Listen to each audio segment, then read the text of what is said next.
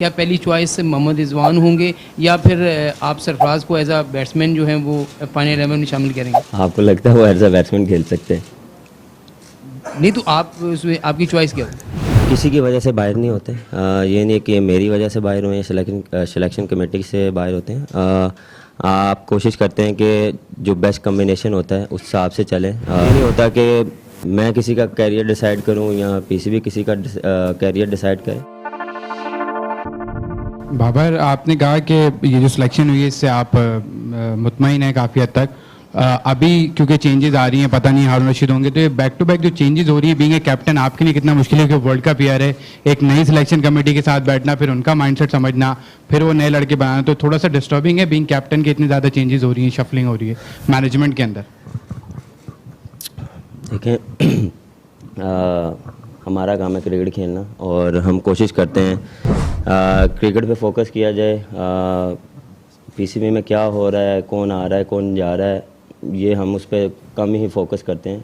क्योंकि हम as a team, हमारा काम है, क्योंकि पूरे साल का शेड्यूल हमारे पास है कि कहाँ कहाँ हमने क्या क्या क्रिकेट खेलनी है, उसके लिए हम उस पर ज़्यादा फोकस करते हैं। लेकिन जो बेस्ट होता है, जो मुझे चाहिए होता है, वो मैं अपना मैसेज कन्वे कर देता हूँ और वो मुझे मिलता है और इस चीज़ों पे ज़्यादा हम फोकस नहीं करते। सवाल मेरा ये है कि आपने कहा जब टीम सेलेक्ट होती है तो आपकी राय ली जाती है और आपको जो चाहिए होता है वो आपको दिया जाता है। अगेंस्ट इंग्लैंड हमने देखा जाहिद महमूद ने 2 टेस्ट मैचेस में 12 आउट किए थे, इब्रार ने भी 12 आउट किए थे। उसके बाद Zahid Mahmood out of scene हो गए, अभी भी वो प्रैक्टिस सेशन में आपके साथ है। तो जाहिद महमूद के मुस्तकबिल को कहाँ देख रहे हैं? एज अ कैप्टन आपकी वजह से वो बाहर है या सिलेक्शन कमेटी की वजह से बाहर है? देखें, ये किसी की वजह से बाहर नहीं होते। ये नहीं कि मेरी वजह से बाहर हुए या सिलेक्शन कमेटी से बाहर होते हैं। आप कोशिश करते हैं कि जो बेस्ट कम्बिनेशन होता है उस हिसाब से चलें।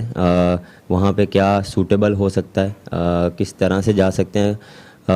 वहाँ पे आपको पता है कि थोड़ा स्पिन को थोड़ा सपोर्ट करता है और हमारे पास 2 ऑलराउंडर हैं, जिस तरह सलमान अली आगा, नवाज़, नुमान है और अबरार है। तो कोशिश यही होगी कि जो हमारे बेस्ट जो प्लेयर्स होंगे उस हिसाब से जाएं। और ये नहीं होता कि मैं किसी का कैरियर डिसाइड करूं या पीसीबी किसी का कैरियर डिसाइड करे। और ये अप एंड डाउन चीज़ें चलती हैं। लेकिन मेरे ख्याल से जिस तरह वो हार्ड वर्क कर रहा है, जिस तरह वो बॉलिंग कर रहा है, तो इंशाल्लाह लुकिंग फॉरवर्ड के वो दोबारा वापस आए। सिलेक्शन पे बार बार आपसे सवाल ये हो रहा है कि अब एक और नए चेयरमैन आ गए हैं, तो काफ़ी जो माजी के प्लेयर्स हैं वो ये कहते रहे कि जब जब हम टीम से आउट हुए तो हम ज़का अशरफ के पास जाते थे और वो हमारी सिलेक्शन करवा देते थे, थोड़ी सी पॉलिटिकल भी बैक लिया करते थे।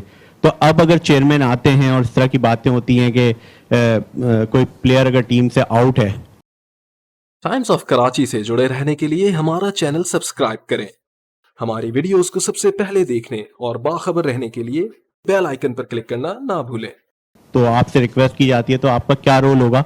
और ये चेंजेस को आपके पीछे 1 नेशन 1 पैशन लिखा हुआ है, तो पूरी कौम बड़ी परेशान है। 7 महीने में तीसरा चेयरमैन आ गया, तो आप भी तो परेशान होंगे। देखें, मैं इन चीज़ों से परेशान नहीं होता। कोशिश करता हूँ कि इवन के टीम भी परेशान नहीं होती है और उनको पता है कि मेरी बैक है, सिलेक्शन कमेटी की बैक होती है और मेन चीज़ है कोचिंग स्टाफ की बैक होती है। और हमारी कोशिश होती है कि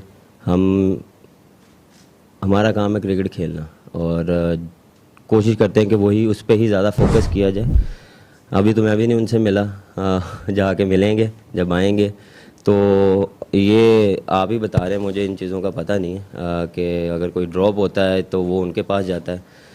तो मेरे ख्याल से ये चीज़ों का मुझे आइडिया नहीं है, इस पे मैं आपको जवाब नहीं दे सकता। बाबर, टेस्ट सीरीज़ में हमारे पास 2 विकेट कीपर हैं, रिजवान एज अ नायब कप्तान भी साथ हैं, सरफराज पिछली सीरीज़ के मैन ऑफ द सीरीज़ भी हैं। तो कितना मुश्किल होगा दोनों को सिलेक्ट करना? क्या पहली चॉइस मोहम्मद रिजवान होंगे या फिर आप सरफराज को एज अ बैट्समैन जो हैं वो फाइनल 11 में शामिल करेंगे? आपको लगता है वो एज अ बैट्समैन खेल सकते हैं? नहीं तो आप उसमें आपकी चॉइस क्या होगी? देखें, चॉइस देखिए अभी बताना टू अर्ली है। जिस तरह सैफ़ी भाई ने, जिस तरह आपने बात की, लास्ट सीरीज़ बहुत अच्छी खेली। मेरी कोशिश होगी कि मेरी पहली चॉइस वही होंगे। लेकिन कोशिश करेंगे कि वहाँ जाके देखें किस कम्बिनेशन के साथ खेलेंगे, क्या बैटिंग लाइन होगी हमारी, तो कोशिश करूँगी जो बेस्ट 11 होगी उसके साथ जाएंगे।